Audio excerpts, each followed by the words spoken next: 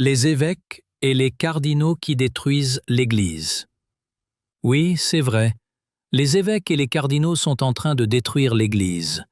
Si tu examines les raisons de leurs combats et de leurs querelles, tu serais étonné. Les uns se battent pour une messe en latin, d'autres pour une messe de Paul VI, d'autres pour une messe de Pie X. Les uns veulent une messe en regardant l'autel, d'autres en regardant les fidèles. Il y a quelques évêques qui se battent et se querellent à propos de la bénédiction des homosexuels. Mais tout cela dans une atmosphère de bataille verbale, tu ne peux pas t'imaginer. Si tu regardes le message et la mission que Jésus leur a confiée, et que d'autre part tu regardes l'objet de leur querelle et de leur combat, tu serais étonné. Le dernier soir avec vous, il vous a dit ceci. « Mangez-moi, ceci est mon corps. Buvez-moi, ceci est mon sang. Faites ceci en mémoire de moi. » Est-ce qu'il vous commandait de faire cela en latin ou en grec? Est-ce qu'il vous a commandé de faire cela en regardant en avant ou en arrière? Je sais que vous me direz ceci, mais ça a été toujours comme ça, sicut erat, comme disent les latins. C'est la sainte tradition qui nous a été léguée par nos ancêtres dans la foi. Oui, mais où est l'Évangile dans vos querelles? Qui a raison? Qui a tort?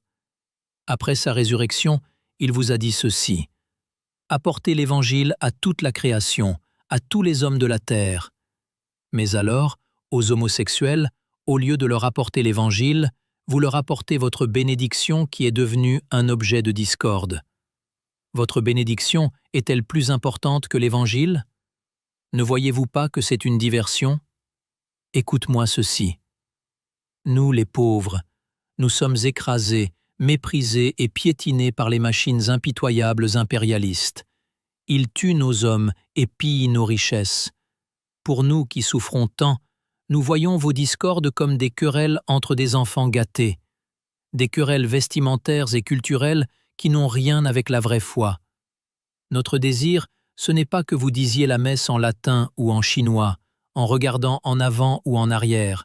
Notre désir, c'est d'entendre cette voix sortant des entrailles de Jésus et de ses disciples pour nous dire ceci.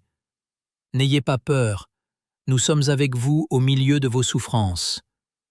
Finalement, ne nous immiscez pas dans vos excommunications réciproques. Ne nous invitez pas à vous aider de haïr vos ennemis de l'autre camp sous prétexte qu'ils n'épousent pas vos idées et convictions. Vous nous avez assez induites en erreur. Maintenant, cette fois-ci, nous savons celui en qui nous avons cru.